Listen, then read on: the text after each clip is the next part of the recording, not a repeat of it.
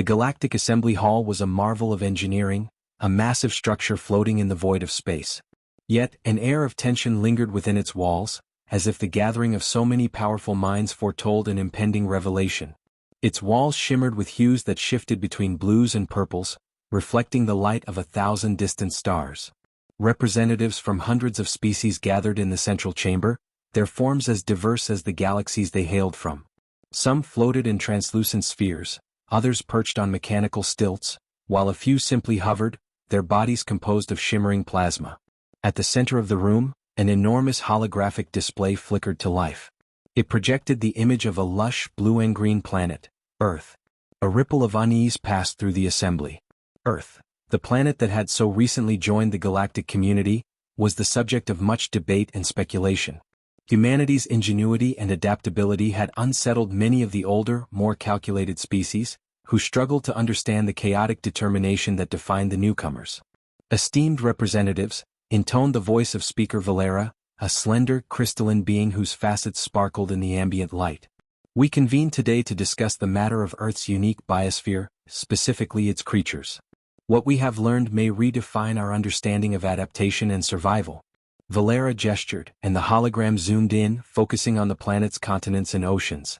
As it did, smaller images appeared, photographs and videos of Earth's wildlife. The assembly leaned forward, their attention captured by the display. Humans, Valera began, are not the apex predators of their world. They coexist with, and often fear, creatures that exhibit unparalleled ferocity and cunning. It is these creatures that we will examine today. The room's lighting dimmed, and a series of videos began to play. The first showed a great white shark breaching the ocean's surface, its jaws clamping down on an unsuspecting seal with unrelenting precision. Gasps rippled through the assembly, many representatives recoiling at the sheer brutality on display, their forms shifting uneasily in the ambient light. The ferocity of the attack drew gasps and murmurs from the assembly. "This is Carcharodon carcharias," Valera explained. "A predator of Earth's oceans. It senses its prey through electromagnetic fields and can detect a single drop of blood from kilometers away." A representative from the aquatic vorant species, whose translucent form rippled like a jellyfish, spoke up. "Such precision. Yet it lacks intelligence. Surely it is not a true threat?" Valera tilted her crystalline head. "It is not intelligence that makes it formidable, but its efficiency and ruthlessness. Consider this merely an introduction." The next video depicted a vast savanna under the blazing sun. A pride of lions stalked a herd of wildebeest, their golden eyes gleaming with predatory focus. The assembly watched as the lions coordinated their attack, isolating a weaker member of the herd and bringing it down with brutal efficiency. "Panthera leo," Valera continued. "Unlike the shark, these creatures hunt in groups, leveraging teamwork and strategy. Their intelligence is limited, but their instincts are impeccable." A hulking representative of the Sharnak, a species resembling bipedal rhinoceroses, snorted. "Primitive tactics. My kind could crush such creatures underfoot." "Perhaps," Valera replied. "But what of creatures that cannot be crushed?" The hologram transitioned seamlessly, revealing the dense canopy of a rainforest. The camera zoomed in on a tiny, brilliantly colored frog perched on a leaf. It seemed harmless, even beautiful, until the image shifted to a close-up of its skin, glistening with a toxic sheen. "This is Philibates terribilis," Valera said. "The golden poison dart frog. A single gram of its toxin is capable of killing thousands of creatures, including humans." A ripple of discomfort passed through the assembly. A representative from the ethereal Everin species, whose form shimmered like liquid light, spoke hesitantly. "How do the humans survive in such an environment?" Valera's facets dimmed slightly, a sign of amusement. "They do not merely survive. They thrive. Humans have learned to coexist with these dangers, even using them to their advantage. The poison of this frog, for instance, has been harnessed by certain human cultures for use in hunting." The videos continued, revealing a crocodile lunging from murky waters in a sudden ambush and an army of ants stripping a carcass to its bones in minutes. Each example drew gasps of unease and whispers from the assembly, their awe building with each new revelation. Crocodiles launching ambushes from murky waters. Wolves hunting in packs through snow-covered forests. Swarms of army ants stripping entire carcasses to the bone in minutes. Each scene drew a mix of awe and unease from the assembly. But it was the final video that silenced the room completely. The screen showed a dense jungle at night, illuminated by the eerie glow of a researcher's flashlight. The camera focused on a massive hairy arachnid slowly crawling across the forest floor. "This is Theraphosa blondie," Valera said, her voice taking on a more somber tone. "The Goliath bird-eater. It is one of the largest arachnids on Earth, capable of devouring birds and small mammals. While its venom is not lethal to humans, its size and appearance invoke a primal fear that even humans cannot fully suppress. Yet, despite this fear, humans have learned to confront and overcome it, using knowledge and ingenuity to thrive alongside such creatures." A representative of the insectoid Crixel species clicked their mandibles nervously. "And the humans coexist with such horrors?" Valera nodded. "They do. But they do more than coexist. They have conquered. They have adapted. They have learned to turn fear into power." The assembly sat in stunned silence, the weight of Valera's words sinking in. Humanity's resilience was no longer a mere curiosity, it was a force to be reckoned with. "We will reconvene tomorrow to discuss the implications of these findings," Valera concluded. "For now, I advise you to consider this. If these are the creatures humans share their world with, what does that say about the humans themselves? Are they shaped by their environment or have they shaped it to survive? Such questions may determine how we approach this unpredictable species." As the assembly dispersed, whispers filled the air. Humanity's place in the galaxy had just become far more complicated. An air of anticipation hung over the assembly hall the following day, the representatives keenly aware of the revelations that awaited them. The representatives arrived with an air of cautious curiosity, their earlier unease replaced by a simmering determination to uncover the deeper implications of humanity's existence. Speaker Valera stood at the center once more, her crystalline form refracting the ambient light into shimmering patterns across the chamber walls. "Esteemed representatives," she began, her voice calm but edged with gravity. "Yesterday we examined the creatures of Earth. Today we explore the unseen threads, the intricate web of connections that make humanity's survival amidst such dangers not just possible but inevitable." The holographic display flickered to life again, this time showing images of human settlements scattered across Earth's diverse landscapes. Villages on the edges of dense forests, cities sprawled along vast coastlines, and nomadic camps in the heart of deserts. The diversity was staggering.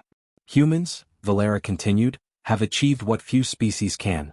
They have adapted to every environment their planet offers. This is not merely a feat of biology but of ingenuity, cooperation, and resilience." The display shifted to a video of a human researcher walking through a dense jungle, accompanied by a dog. The dog's nose twitched as it sniffed the air, guiding the human toward a hidden nest of venomous snakes. The assembly murmured at the sight. "This," Valera explained, "is Canis lupus familiaris, a species humans have domesticated over millennia. Once wild predators, these creatures now act as companions, protectors, and extensions of human senses." A representative from the Everin species spoke, their voice rippling like liquid light. "They have tamed predators to serve them?" "Indeed," Valera replied. "But it does not end there. Humanity has forged intricate bonds with countless species, reshaping their surroundings to amplify their strengths and overcome nature's challenges. They have cultivated symbiotic relationships, transforming their environment into an extension of their capabilities." As the display shifted, a bustling cityscape emerged, showcasing the intricate dance of human innovation and collaboration. Humans worked in concert, moving through crowded streets, constructing towering buildings, and organizing complex systems of trade and communication. A time-lapse sequence showed a city growing over decades, from a small cluster of buildings to a sprawling metropolis. "Their ability to collaborate is unmatched," Valera said. "Individually, a human is vulnerable. Together they are unstoppable." The camera zoomed in on a hospital where a team of surgeons worked in precise harmony to save a life. The image shifted to a group of engineers repairing a massive dam, and then to scientists launching a spacecraft. Each scene underscored humanity's capacity for collective achievement. "This is where their power lies," Valera emphasized. "They refuse to stagnate, transforming adversity into opportunity, always pushing forward. Even when faced with calamities of their own making, they rise again." A murmur of concern rippled through the assembly. The Sharnak representative who had earlier dismissed Earth's predators, now spoke with a measured tone. "Such unity is rare. Yet it seems fragile. What happens when their unity falters?" Valera's facets dimmed briefly, a sign of contemplation. "There is fragility in all things.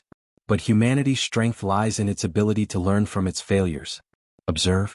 The hologram transitioned once more, moving from humanity's achievements to moments of crisis and renewal, showcasing their resilience in the face of devastation.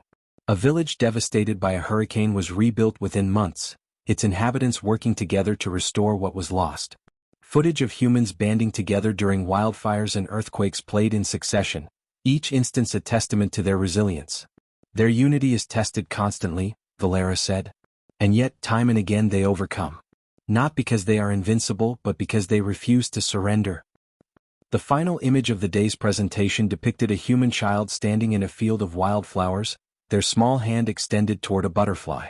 The scene was a poignant reminder of humanity's dual nature, fragile yet boundlessly curious. The butterfly landed gently on the child's finger, its wings shimmering in the sunlight. The room fell silent. Their strength is not limited to survival, Valera said softly. It is also found in their capacity for wonder. Despite their challenges, they continue to seek beauty, to create, to dream. This is what makes them unique. A representative from the Crixel species clicked their mandibles thoughtfully. And what does this mean for the galaxy? The Crixel representative asked, their mandibles clicking in apprehension. Could such a force unify, or destabilize, our delicate balance? Could such a force unify, or destabilize, our delicate balance? Valera's voice grew solemn. It means that humanity is more than a species. It is a force. One that will shape the future of this galaxy in ways we cannot yet predict. Whether that force will be one of creation or destruction remains to be seen. As the assembly adjourned, the representatives departed in contemplative silence.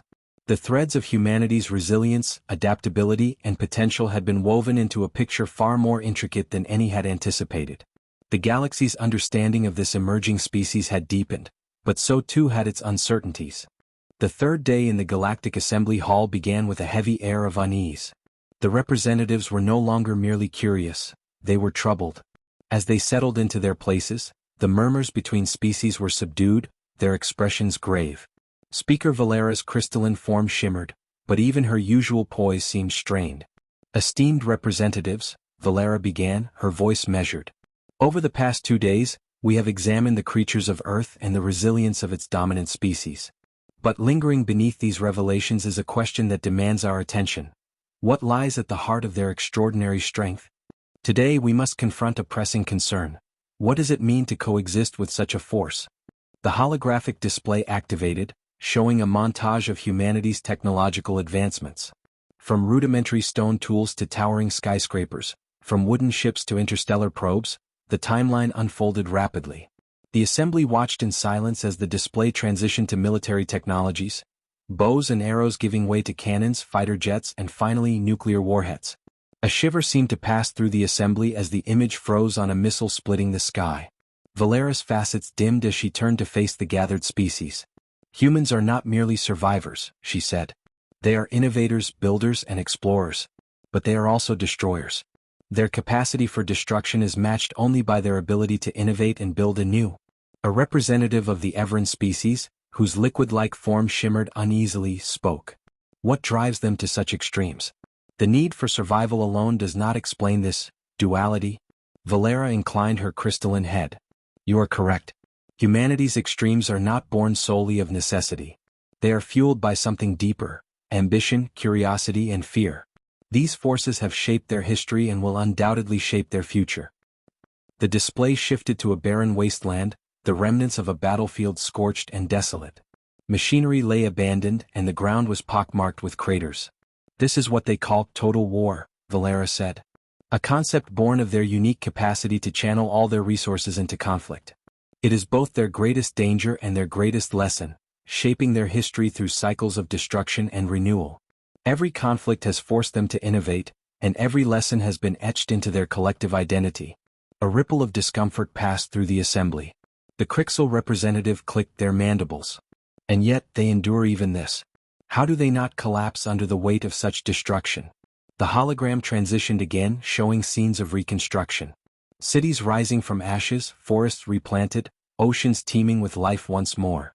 Each image carried a sense of rebirth, as if humanity's destruction always bore the seed of renewal. They rebuild, Valera said simply. It is their defining trait. For every devastation, humanity finds the strength to rise anew. They transform adversity into an opportunity for evolution, proving that survival is only the beginning of their journey. The room fell into a contemplative silence, broken only when the Sharnak representative, whose earlier skepticism had given way to curiosity, spoke. If they are capable of such renewal, why then do they continue to destroy? Can this cycle ever be broken? Valera's facets dimmed momentarily, a sign of deep thought. Perhaps it is not a cycle to be broken but a pattern to be understood. Humanity's duality presents both an opportunity and a dilemma, a force that could uplift the galaxy or fracture its fragile balance. The question we must answer is whether their strengths outweigh their potential for harm. The assembly murmured, a mix of agreement and unease rippling through the hall.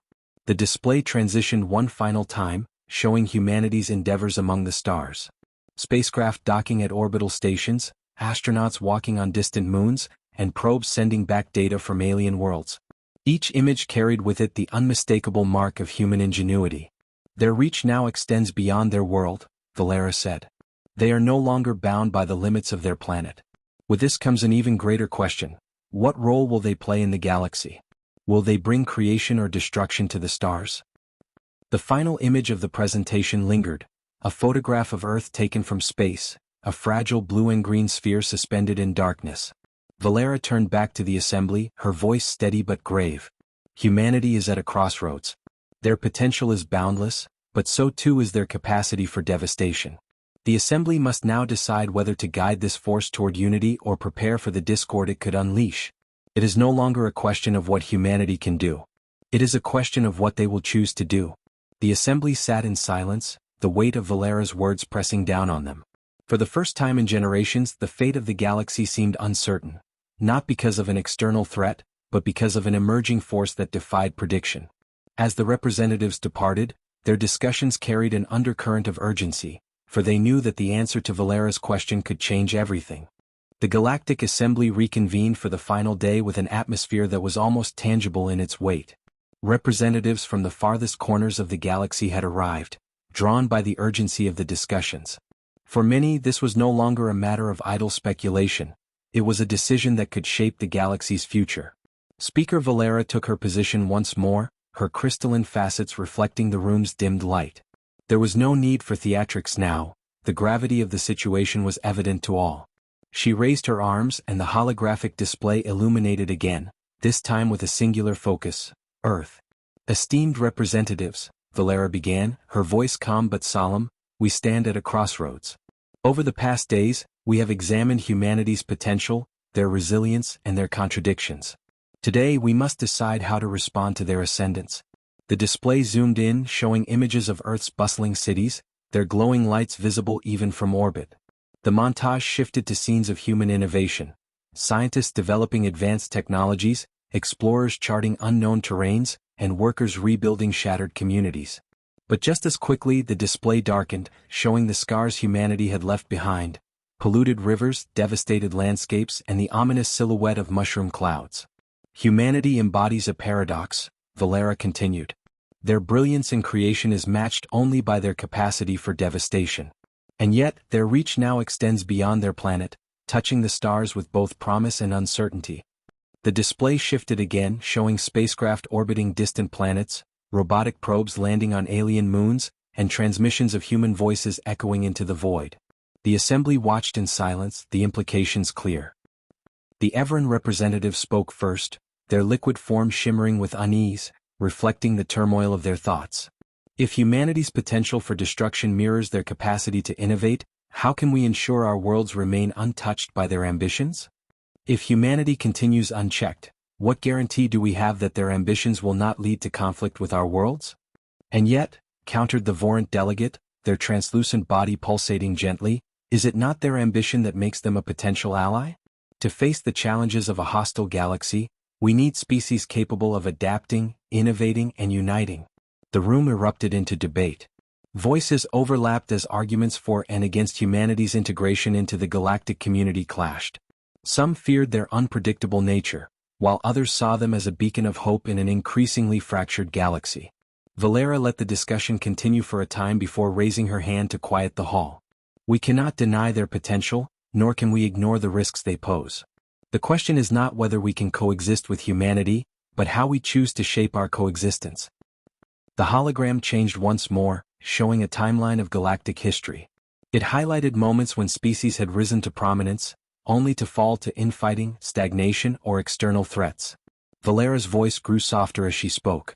Our galaxy has seen countless civilizations rise and fall. Some brought peace, others brought devastation. Humanity represents a new variable, one we cannot fully predict. But perhaps that is their value. They force us to re-evaluate our decisions, to confront the complacency that has left us vulnerable to stagnation and decline. Their emergence challenges us to reconsider the very foundations of our unity. The Crixel representative clicked their mandibles thoughtfully. And if we fail to guide them? What then? Then we must prepare for the consequences, Valera replied. But consider this, guidance does not mean control. Humanity values its autonomy, its freedom to choose its path. If we impose too much, we risk creating the very conflict we seek to avoid. As the debate continued, a proposal emerged. Humanity would be offered limited integration into the galactic community, with oversight designed to balance opportunity and caution. Their access to resources and knowledge would be contingent on adhering to specific guidelines, while an interspecies council would monitor their expansion. This oversight, though necessary, posed challenges of its own: how to ensure compliance without infringing on their autonomy or provoking resistance.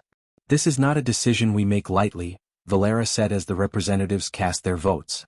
It is a gamble, but one that acknowledges humanity's potential for growth. Let us hope they rise to the occasion. The vote passed narrowly.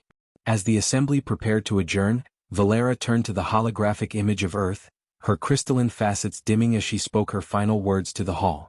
Humanity is not just another species. They are a mirror reflecting both the best and worst of what we see in ourselves. The vote we cast today will shape not only their future, but the very trajectory of our galaxy, forcing us to decide whether we guide this force or let it evolve unbound. The image of Earth lingered on the display, a fragile sphere of endless possibilities. And as the representatives departed, one thought united them all: the galaxy would never be the same.